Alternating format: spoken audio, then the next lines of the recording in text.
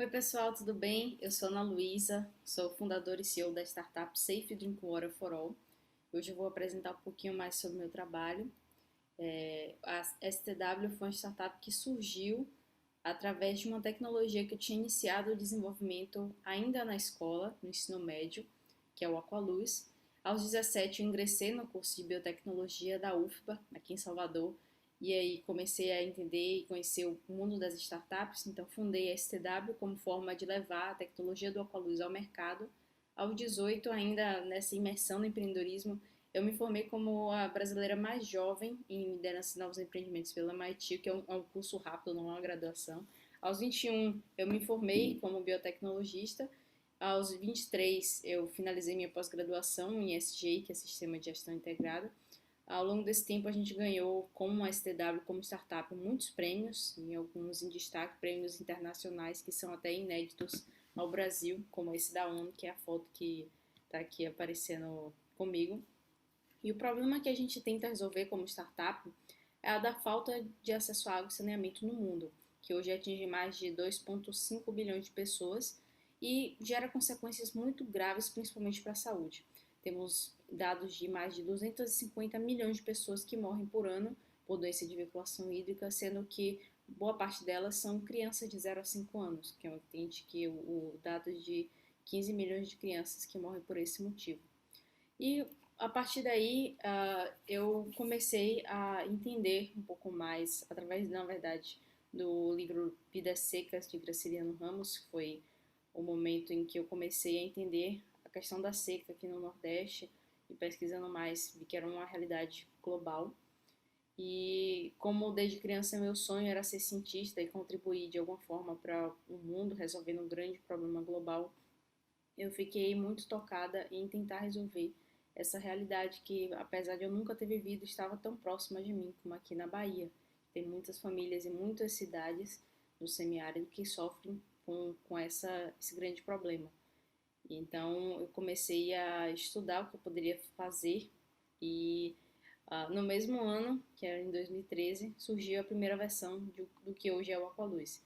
Essa caixa de vidro aqui que vocês estão vendo pela esquerda, ela representa o primeiro protótipo do Aqualuz. Ele era algo bem simples, como eu não tinha acesso ao laboratório, que permitiu que eu participasse de uma premiação, o Prêmio Jovem Cientista do CNPq, apenas se eu participasse, que infelizmente eu não consegui ganhar, mas na época isso não me desmotivou, porque eu já estava tão apaixonada pela causa que eu continuei o desenvolvimento de tecnologia. No ano seguinte surgiu um novo protótipo.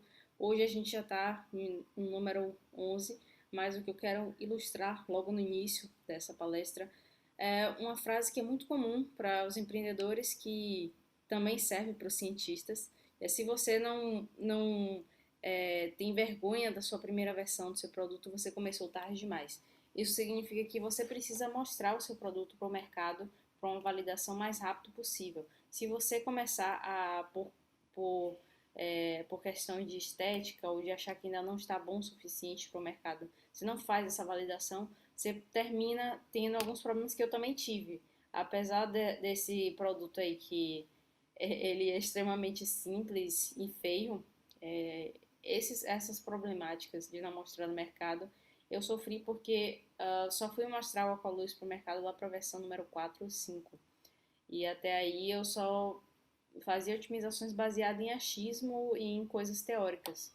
Claro que a maior parte de questões técnicas estavam sendo resolvidas, mas a principal de todas, que é a usabilidade. Será que o usuário vai ter interesse em utilizar a tecnologia? Será que de fato a gente vai conseguir beneficiar a vida das pessoas com o Aqualuz? Isso não estava sendo validado.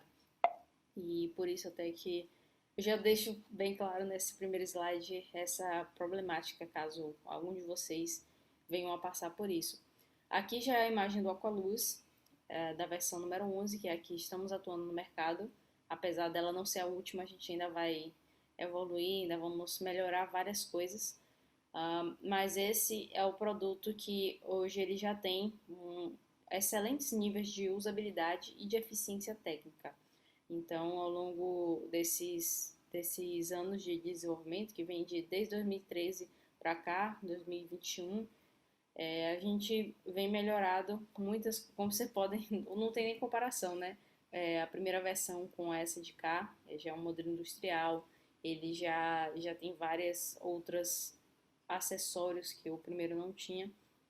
E explicando rapidamente o funcionamento do que é o Aqualuz, aqui primeiro temos a bomba, temos a cisterna, que é um reservatório de armazenamento e captação de água de chuva muito comum nas zonas rurais semiárido. Ele permite com que as pessoas tenham agora uma fonte mais próxima e de maior qualidade de água. Pessoas que antes tinham que caminhar quilômetros para poder chegar até uma fonte de água. Agora elas já têm mais perto de casa, mas ainda assim não é água potável. Existem vários testes e vários estudos que demonstram que a água de cisterna ela ainda tem problemas microbiológicos que podem causar doenças e essas doenças podem até levar à morte.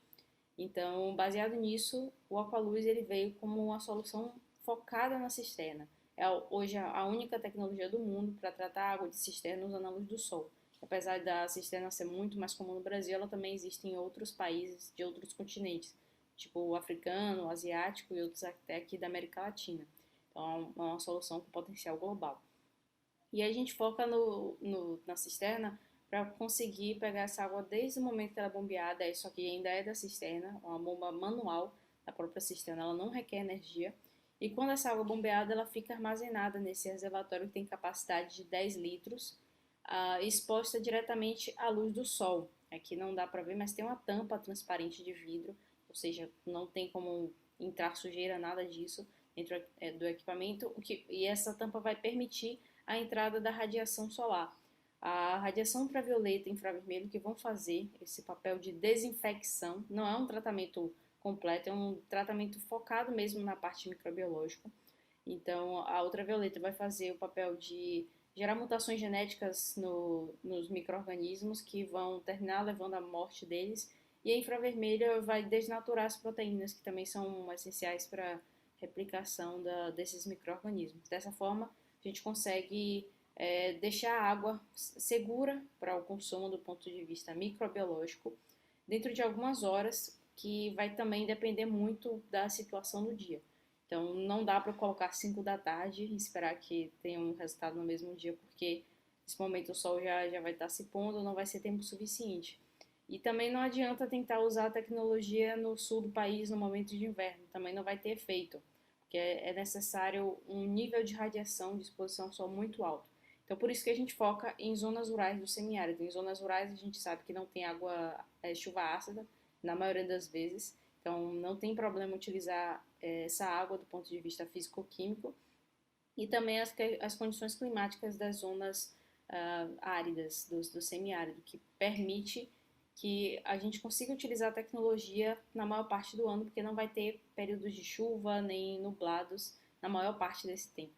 Então, a média que temos é que em 2 a 4 horas de exposição ao sol, essa água vai estar potável. Tudo isso vai ser monitorado por esse sensor, que é um sensor que funciona de uma forma indireta, ele não é um sensor microbiológico, nada disso, ele é um sensor de temperatura que vai identificar o tempo necessário para essa água estar pronta, baseada em critérios de pesquisa, não nada assim de acordo com cada água, mas ele dentro de algumas horas ele muda de cor e assim a pessoa pode saber que essa água já está segura para o consumo, já pode ser retirada.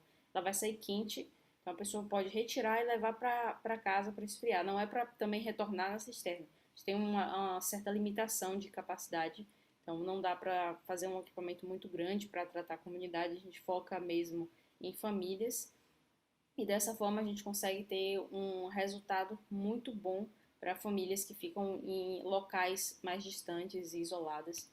É uma solução perfeita para uso unidomiciliar de zonas rurais do semiárido. Além do Aqualuz, a gente tem outras tecnologias hoje na STW. Eu resolvi focar no Aqualuz porque é um produto que já temos um case de destaque e com maiores resultados. O Sano Seco, o Sano Plant, são tecnologias de saneamento que surgiram do ano passado para cá, de 2020 para cá. Está prototipando ainda, não temos muitas coisas para desenvolver sobre isso. O que eu posso resumir é que o Sano Seco ele é uma tecnologia social baseada no banheiro seco, que não precisa de uso de água para descarga. Então, as fezes e a urina são separadas. As fezes vão para a compostagem, que pode ser depois utilizada na parte da agricultura, em determinados tipos de plantas não comestíveis. E a urina, ela é direcionada para a segunda tecnologia de saneamento, que também é uma tecnologia social, do círculo de bananeiras, conhecido dessa forma, e vai misturar junto com a águas cinzas da residência, a água da cozinha, da lavagem de roupa, do banho, do chuveiro, e assim vão ser plantadas ao redor plantas como bananeira, e elas vão utilizar esses rejeitos como nutrientes. Então, vai fazer um tratamento 100% natural, sustentável e que não precisa de manutenção. E com essas três tecnologias, o nosso propósito é de fechar o ciclo de acesso à água e saneamento dessas famílias das zonas rurais do semiárido, utilizando como indicadores alguns objetivos de desenvolvimento sustentável da ONU, que são objetivos, metas, para que a gente tenha um mundo sustentável até 2030. O de maior destaque é o 6, de acesso à água e saneamento, mas também temos um impacto muito grande no 3 de saúde e bem-estar, já que estamos considerando a redução das doenças de veiculação hídrica e reduzindo essas doenças a gente vai ter um impacto também nesses outros dois. No 4, de educação de qualidade, porque reduzindo as doenças nas crianças, elas vão faltar menos na escola e vão ter um rendimento maior, isso é comprovado por vários estudos. E a erradicação da pobreza, que também é comprovada, porque a gente vai ter uma redução de gasto com idas ao hospital ou UPAs próximas às casas das pessoas. A maioria não tem veículo próprio, então elas têm que pagar para poder ir, que fica geralmente muito longe também da casa delas.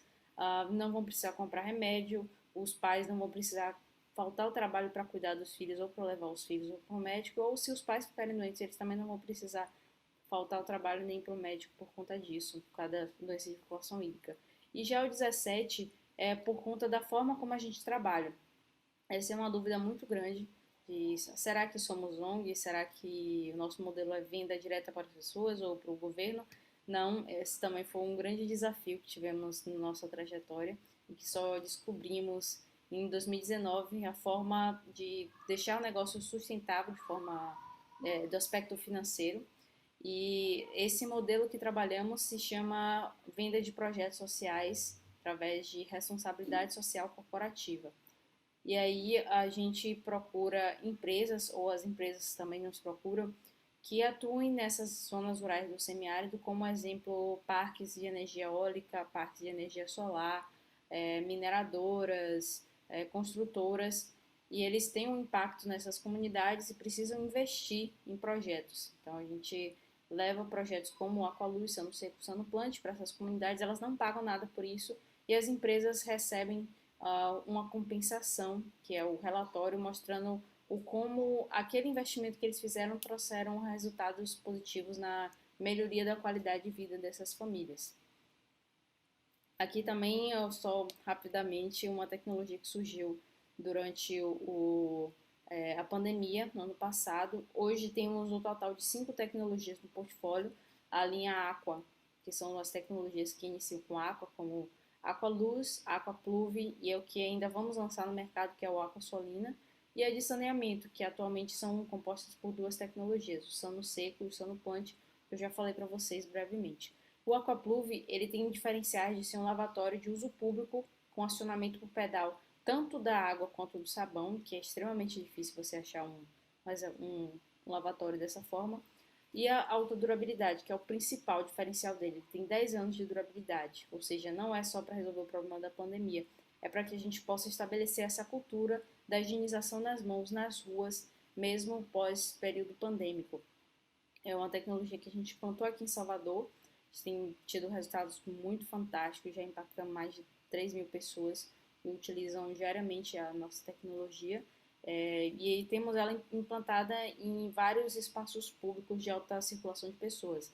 Exemplo dessa foto aqui temos em parques, mas também temos em estações de ônibus e metrô, UPAs e outros ambientes que a gente pode aplicar tanto em ambientes fechados quanto ambientes abertos. E aqui nosso grande intuito é poder também implantar em hospitais, escolas, fábricas, ambientes em que sabemos que há necessidade de um lavatório, não há outra forma da pessoa higienizar as mãos de forma prática. Então, essa é um pouquinho sobre o Aquapluve e explicando agora a metodologia de trabalho, que não é só os produtos que fornecemos, existe um serviço essencial para que a gente obtenha um bom resultado, principalmente em termos de ter uma relação com essas empresas que precisam impactar as famílias do semiárido. Eu citei o relatório de impacto que a gente entrega para ela. E para obter esse relatório de impacto, a metodologia que a gente aplica vai desde o diagnóstico, que é o momento que a gente vai até aquelas famílias, faz um levantamento de dados socioeconômicos para entender a realidade delas e como a gente pode atuar da melhor forma possível. Na segunda visita, a gente faz a capacitação e implantação, são momentos altamente interativos e que são necessários para que a gente possa explicar a importância do acesso à água potável. Por exemplo, a gente tem muitos casos de famílias que não tratam a água porque acreditam que a água só por ser transparente já está potável e elas podem até ficar doentes por conta da água e não vão fazer essa associação. Por isso, essa capacitação ela é essencial para que a gente tente reverter o maior número possível de famílias que pensam assim ou com relação a outras coisas que possam impactar no uso de uma tecnologia para tratar a água. E, por fim, o monitoramento remoto e presencial, que eles funcionam mais para criar o hábito das pessoas utilizarem a tecnologia e também para que a gente possa medir o impacto que a gente causou naquelas comunidades. E aí a gente utiliza métricas comparativas do antes do diagnóstico com o depois, o do monitoramento. E assim a gente consegue trazer um relatório de impacto com todos esses indicadores baseados nos ODS, que são os Objetivos de Desenvolvimento Sustentável da ONU, e assim a gente também consegue calcular o retorno social do investimento, o SROI. Com o SROI a gente consegue chegar a várias métricas, né, significativas, como custos evitados, e além disso a gente também, na etapa de implantação, fazemos análise de água. Por essa análise de água, como não temos de um laboratório por perto, são áreas extremamente remotas, a gente adotou uma metodologia em campo que é extremamente eficiente, mas não gera laudo. Ela funciona mais apenas como uma validação interna que a gente também fornece para o cliente. A gente utiliza o método Colilert para fazer essas análises. Para quem não conhece, é uma metodologia muito comum e padrão até para vários laboratórios certificados pelo Inmetro, mas a gente utiliza fora das condições laboratoriais, então com vários aspectos aí com risco de dar errado. A gente tenta controlar a maioria deles, até com uma incubadora portátil, mas em resumo, a gente pega uma amostra da água da cisterna antes do tratamento e a amostra do Aqualuz depois do tratamento da água.